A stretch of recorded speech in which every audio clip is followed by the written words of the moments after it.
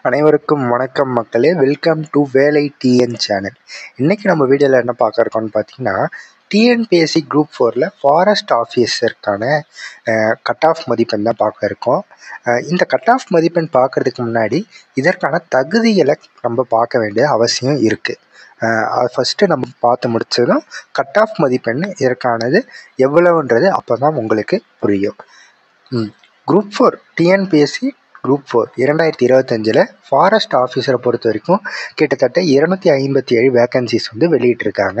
அதில் பார்த்தீங்கன்னா 3 விதமான போஸ்டிங்ஸ் அலாட்டும் பண்ணியிருக்காங்க இந்த தடவை.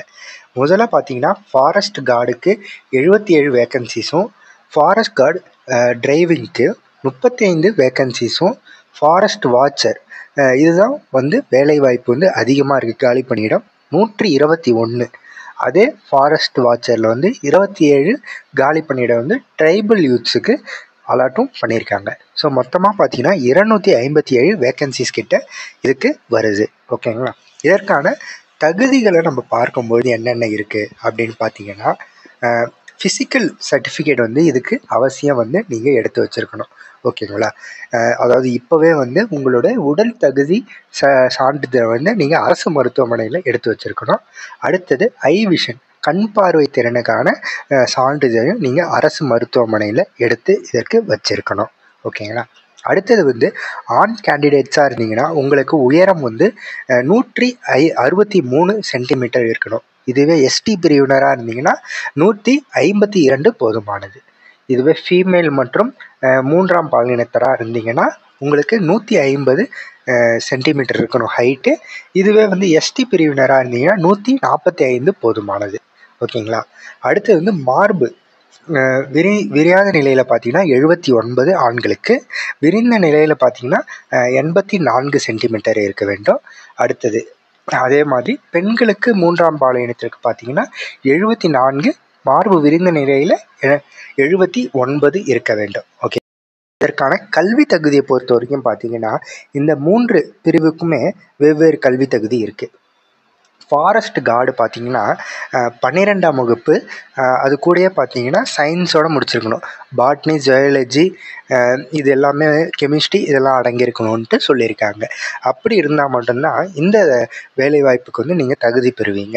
அடுத்தது இதுவே ஃபாரஸ்ட் கார்டு டிரைவிங்கில் பார்த்தீங்கன்னா இதுக்கும் அதே தான், 12ஆம் முடிச்சிருக்கணும். அதுவும் சயின்ஸு பிரிவு எடுத்திருக்கணும். இது கூடவே பார்த்தீங்கன்னா நீங்கள் ஹெவி டிரைவிங் லைசன்ஸ், அதாவது 4 வகை சக்கரம் ஹெவி லைசன்ஸ் வச்சுருக்கணும்.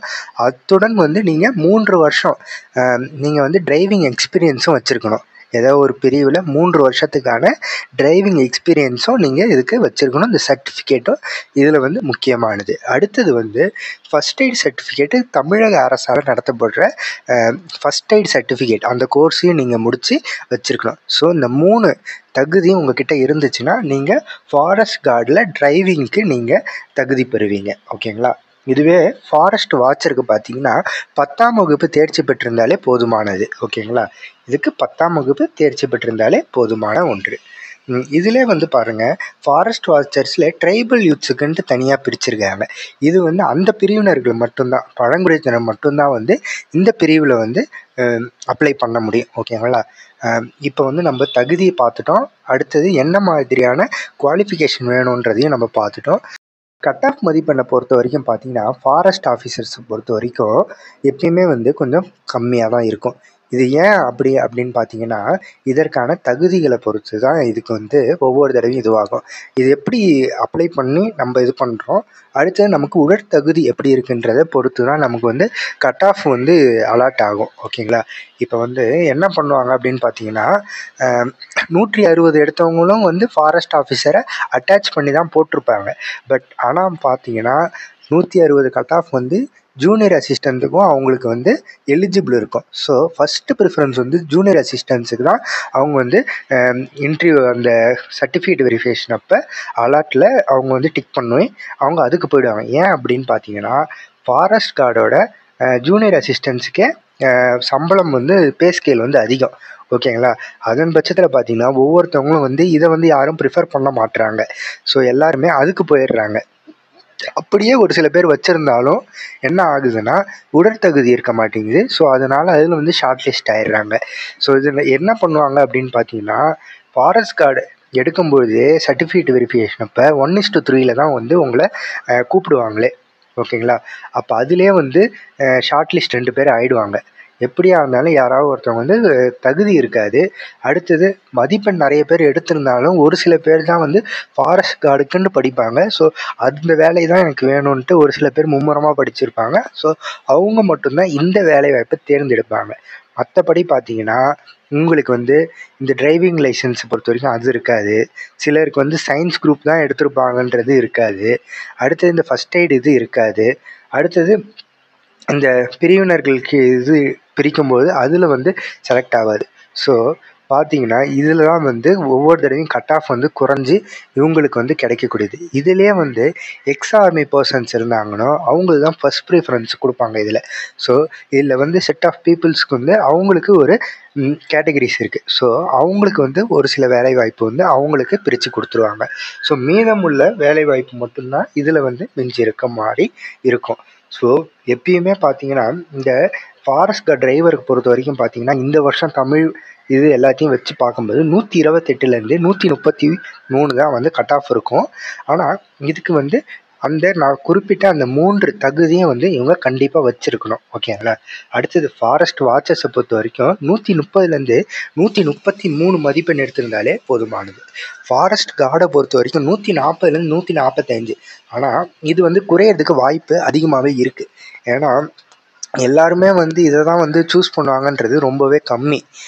தகுதியும் கம்மி, அதே மாதிரி இதை வந்து ப்ரிஃபர் பண்ணுறதும் கம்மியாக தான் இருக்குது. ஸோ இதுக்கு வந்து இன்னமும் 2-3 மார்க்கள் வந்து கம்மி தான் ஆகுமே தவிர அதிகமாகிறதுக்கு வாய்ப்பு இல்லை இந்த வருஷத்துக்கானது. ஓகேவா ஃப்ரெண்ட்ஸ்? இது எல்லாமே முடிஞ்சு உங்களுக்கு சர்டிஃபிகேட் வெரிஃபிகேஷனில் 1:3 ஷார்ட் லிஸ்ட் பண்ணி கேண்டிடேட்ஸை செலக்ட் பண்ணுவாங்க. ஸோ இந்த கேண்டிடேட்ஸ் வந்து என்ரோல்மெண்ட் ஒரு ஆப்ஷன் இருக்கும் இதில்.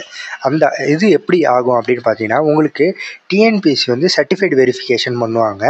சர்டிஃபிகேட் வெரிஃபிகேஷன் செஞ்சு நீங்கள் ஷார்ட் லிஸ்ட் ஆகிட்ட உடனே உங்களை வந்து வனத்துறைக்கு வந்து உங்களை சஜஷன் பண்ணி அவங்கக்கிட்ட உங்களை ஒப்படைச்சிடுவாங்க. ஸோ அங்கே போன உடனே தான் உங்களுக்கு என்ரோல்மெண்ட் ஸ்டார்ட் ஆகும். அங்கே வந்து என்னென்ன மாதிரியான இருக்குன்னு பார்த்தீங்கன்னா ஆண்கள் வந்து 25 கிலோமீட்டர் 4 மணி நேரத்தில் முடிக்கிற மாதிரி இருக்கும்.